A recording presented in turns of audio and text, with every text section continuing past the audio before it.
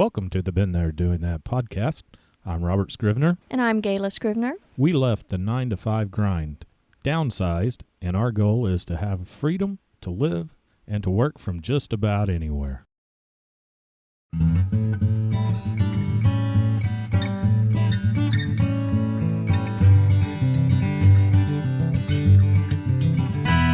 Welcome, everybody. Welcome to the Been There Doing That podcast. We'll just start right on over. Start right on over.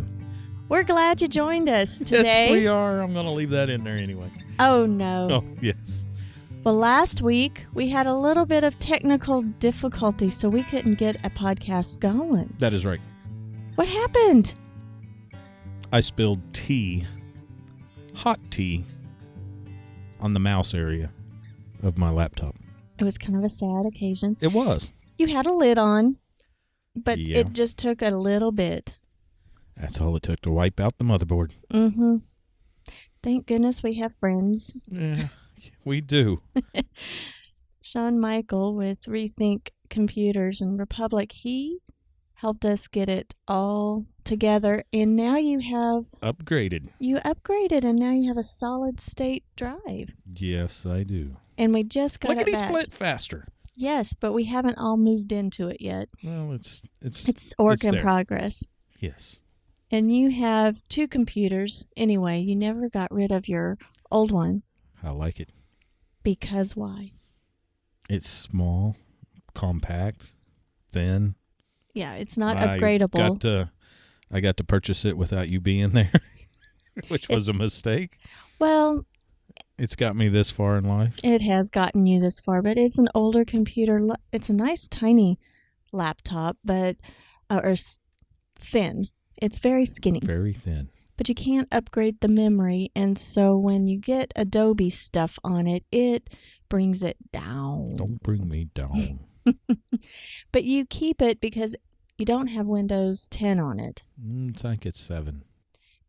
Because you use it for what? I use it for my amateur radio contact stuff. Yeah, because some of your programs that for your amateur radio doesn't work well with 10. That's correct. I think that we were talking CHIRP. CHIRP does not. It is a software that you can use to program radios. And just any radios? Just frequencies. They got to have some sort of a cord to talk to it from a USB. Not all radios. You use it's the walkie-talkie ones. Pretty much. Some people call them Baofangs, Bofangs, Pofangs. I don't know. And Yazoo, icons.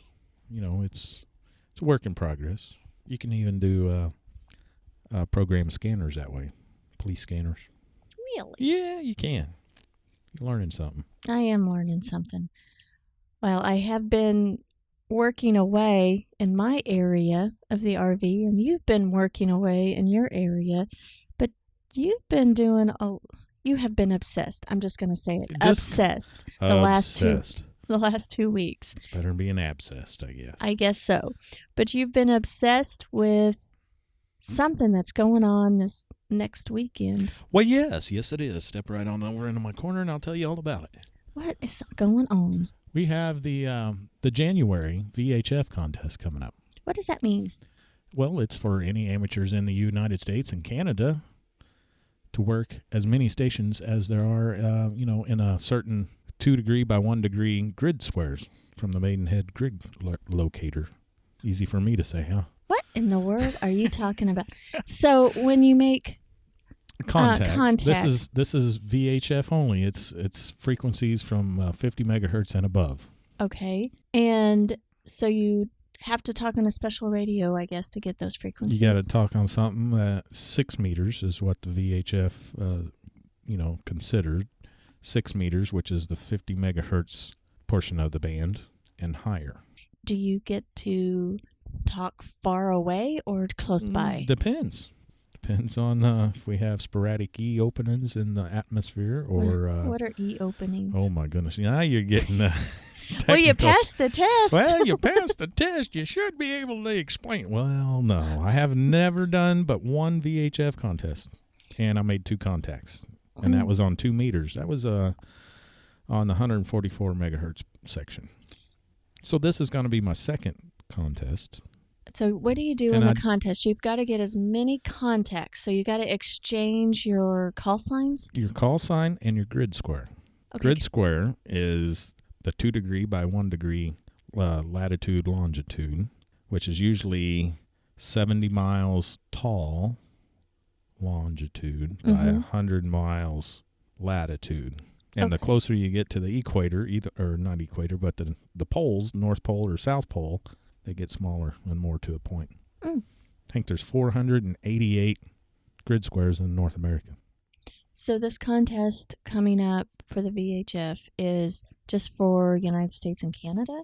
Well, I think this one is. I think there is a major worldwide VHF contest in the middle of summer somewhere. I think I've read that. I'm trying to keep up with the stuff, but it's hard to do. Why does this interest you? I don't know. Because you have been studying it. Well, you have printed out maps, and there's grid squares all over them. I've seen highlighters coming out. Well, this year at the ARRL, the American Radio Relay League, has put out a couple years ago they had what they call the NPOTA, which is National Parks on the Air, and then they dropped for a year, and now they're doing an international grid chase. And the grid chase is see how many different grid squares that you can talk to. In a year. I think there's 3,000 plus grid squares in the whole world. Oh, wow. So I make it interesting. Only 488, I want to say, in the United States. So, something of that sort. So, gosh, was it just yesterday? I guess it was Saturday that you had made several contacts, the most contacts that you've made in a long time. You were busy on the radio. I was. And some of those were still Parks on the Air because Parks on the Air, POTA, P-O-T-A, started out in England. And they've been going for a while, I think, since the 90s. But it's just go out to a park and set up your radio portable. It can be 5 watts, 100 watts.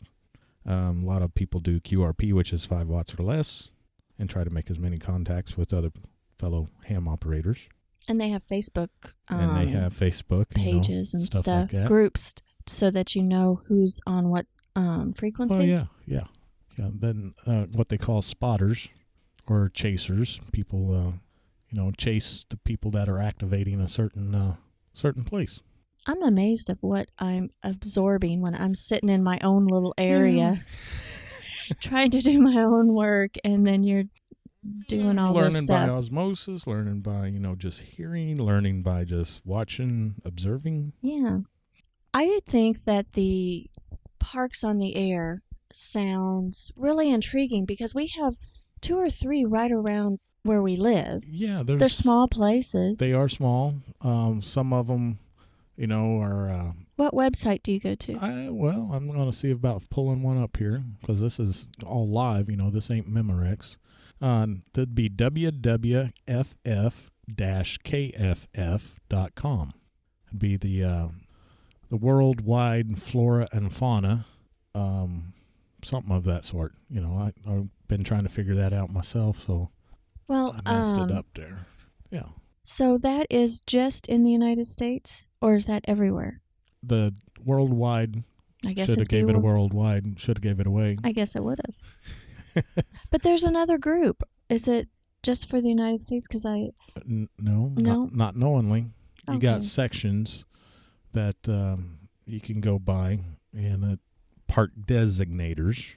Each park is different, so you'll have a designator for like Central United States, East United States, West United States, and then you got a set of numbers for all the parks. Okay. And so you can go to a park and you activate it. That's the word that I hear. Activate a park. And that means that you just start saying CQ, CQ, CQ. This is your call sign, you say there. And then going to be activating, say, K-0001 in Arcadia, Maine. And that would be one of the parks there. Why is that so exciting for you? We've not done that. We have not done that. It's the thrill of being outside. The thrill of being outside. Talking on the radio to faraway places. I know that you just are like amazed. being outside. Well, yes, but you are amazed every time you throw out a wire. Every time I throw out a wire in a tree, it doesn't have to be on a tree. It could be on a pole. It could be hanging from somewhere. Mm-hmm. So, Sometimes, well, we was in Arizona. The other half of my wire was hanging on the ground. The other half was 12 feet up in the air. Didn't matter. I still talked to Missouri from Arizona. Well, as you're bringing up the parks on the air, I can see us kind of planning some of our trip out west coming up in April and May to hit some of these parks so that when we're sitting at the campsite, you're able to... There's thousands of them. Thousands of them. Majority of the state parks. And we stay at state parks. Sometimes. The majority of state parks are in on it. Like historic sites, it could be just a little spot in the road and they have to pull in. You don't even have to get out of your car sometimes. I mean, I have antennas to put on the Jeep, so I don't have to go sit at a picnic table or anything. I can do all the operating from inside my Jeep. And that's kind of... It is cool. Okay, Because when you don't have trees around, and you either got to put, some parks don't allow you to put anything in the ground. You say you can't put, stakes in the ground or anything like that. You got all the state parks, you got all the national parks. That's 480-something national parks, plus however many state parks. There's 80-something state parks just in Missouri. That is. So and they can be historical sites or just like battlefields. One that's really close to us, mounds, is just it's on a dirt road, kind of remote. It is a spot in a road, literally. And a little parking lot. Is that the place that we walked around? It's yes. Osage Village. Mm-hmm. And it's just somebody's field. That's what it looks like, is somebody's field. So I guess we're going to be going there sometime soon. Yeah, it's just kind of northwest of Harwood, Missouri. Like anybody would know. Like they would know where that's at. Because that's a pretty small town. How about northeast of Nevada, Missouri? That might be a little bit better. It's pretty much just south of Kansas City, north of Springfield, on the west side of Missouri. People would say Nevada. Depends. Nevada? Depends on what side of Kansas you're on. Just like the town I grew up in. It's El Dorado or El Dorado? It's El Dorado because we're on this side of Kansas. We know that you are not from El Dorado if you call it El Dorado. That's right. And the VHF, you're stressing out about something. VHF, very high frequency. Okay. That means lots of little waves? Mm-hmm. Yes. You're stressing out about something. I don't know I'm why. Figuring out how I'm going to get everything is height in VHF. Higher up, the better. Okay, so the last VHF, we were at my grandparents' house. We were on a hill. Yep. And the pole that you put together broke. It did.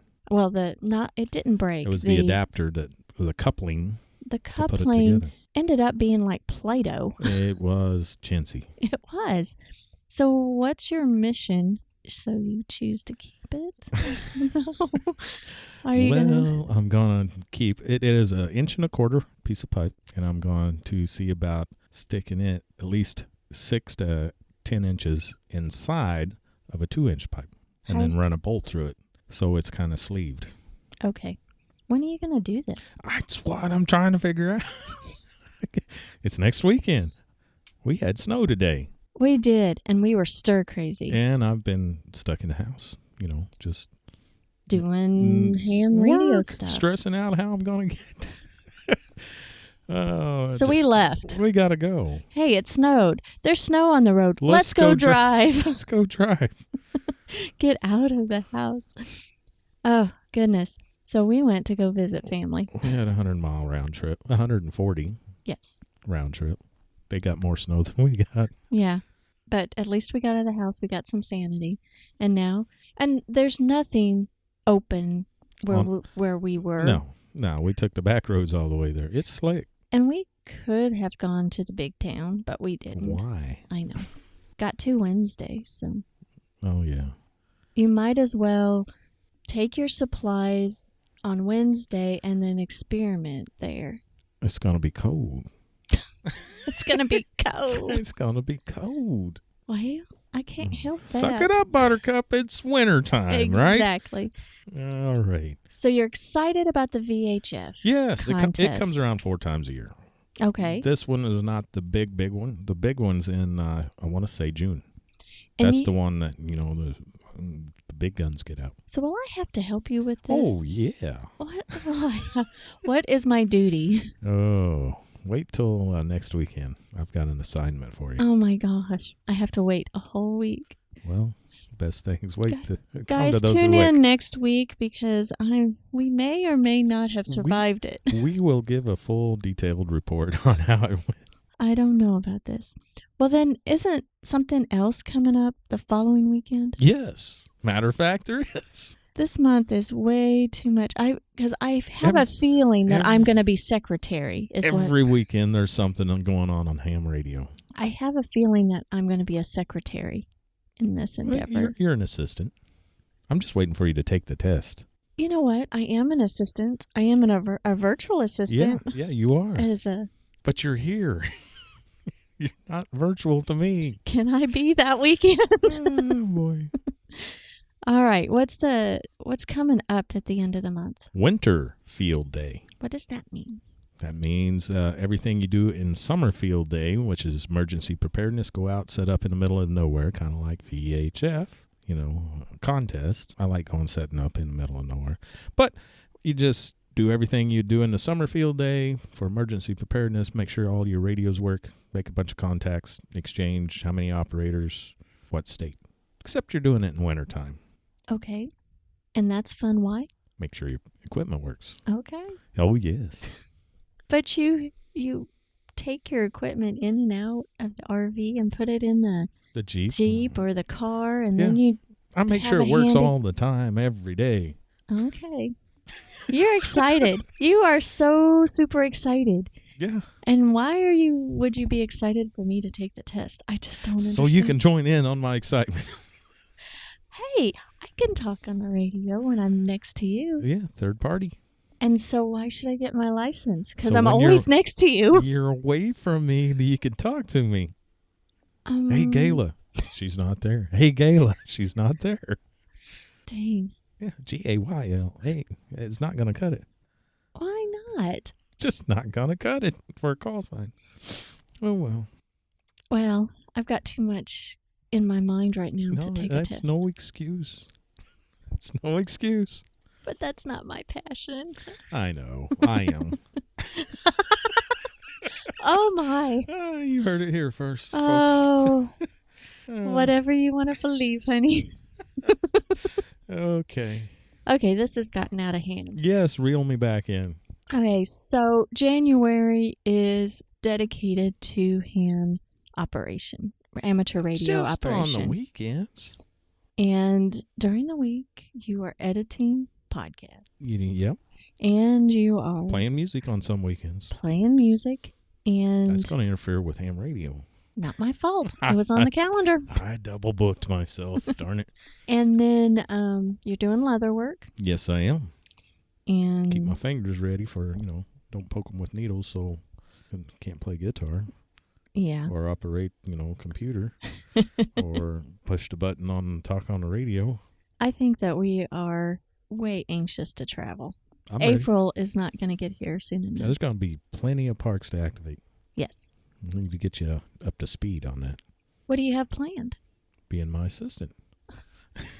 Why don't you tell me what I'm going to do? Oh, you just wait. Now, what kind of parks do you think we'll go to in April? One's less traveled. What's one of the major ones? One of the major ones less traveled, or one of the major parks? What's on the top of your list? Moki Dugway. Oh, you showed me a picture of that. Oh, that yes. is... White Rim Canyon's another one. Utah. Is that something that the Jeep can handle? We'll find out when we get there. I don't know. I might check you now. I'm a little nervous. Well, good. We're supposed to come back and take care of the dogs. Yes. Yes, we are. Oh, there's going to be plenty of places. Take no interstate out there. I'm not getting on any interstate. I'm looking forward to traveling. But on the way back, we may have to.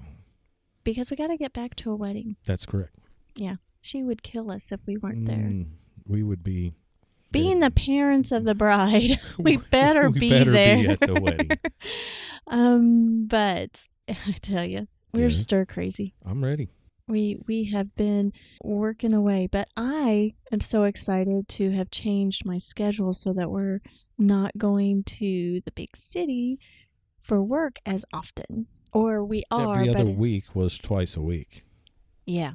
And now it's just once a week, no matter what. Yes. So I'm excited to change my schedule and change some things with work so that we can be more effective with our time and be remote more often. Yes. So, guys, we did not say much about traveling this time. We talked about wanting to do it. But we had to kind of hunker down. It's winter time, and we had some couple of days where it was 5-10 degrees below zero. Mm-hmm. So it was cold. It was cold, and it was 38 degrees inside the RV one time. There's 38. Frost on the inside of the windows in the bathroom, and then next to the headboard of the bed, there's frost on the wall. But we have 3 wiener dogs that will. And the heating element went out on the heater, so we got that fixed. Yes. So it's no longer 38 degrees. Don't feel bad for us. Don't feel bad. I had to crochet fingerless gloves so that I could work. Stay warm. And stay warm. And I was so sad because I lost one. But we found it. I made you go back to... And you're glad. Dollar General. And I'm glad that you found it, because if you didn't, I would be hearing about it. No, I could crochet another one like you said, but... Oh, well. I know that this week's podcast was just kind of talking around a lot of different things, but mainly amateur radio. So if there's anybody that's thinking about being a Hamvangelist, I'd encourage you to drop Robert a note at podcast@beentheredoingthat.com, because I'm sure that he could ham it up with you. Ham it up. You came up with that, didn't you? I'm sure I've heard it before. Da-dum chink. Da-dum chink. But we are on social media everywhere. You're on Instagram constantly. Every day. Every morning, every minute almost. I got to keep my people up to date what's going on. So go to Instagram if you want to see him more often than not. Yeah. And it's at Been There Doing That. And we're on Facebook, Been There Doing That. And we have a website. BeenThereDoingThat.com. You know what? There might be a pattern there, because this is a Been There Doing That podcast. I see a resemblance. All right. Well, we won't bore you any longer, and we'll let you go. And we are so glad that you tuned in. We hope that you bear with us and join us next week. Well, next week's going to be even funner. Funner. That's right. You know why? Well, I don't know what we have planned. I don't either, but it's going to be funner. So you better come back next week. We'll catch y'all later. It's got to be better than this week's. All right. Talk to you later. Toodaloo.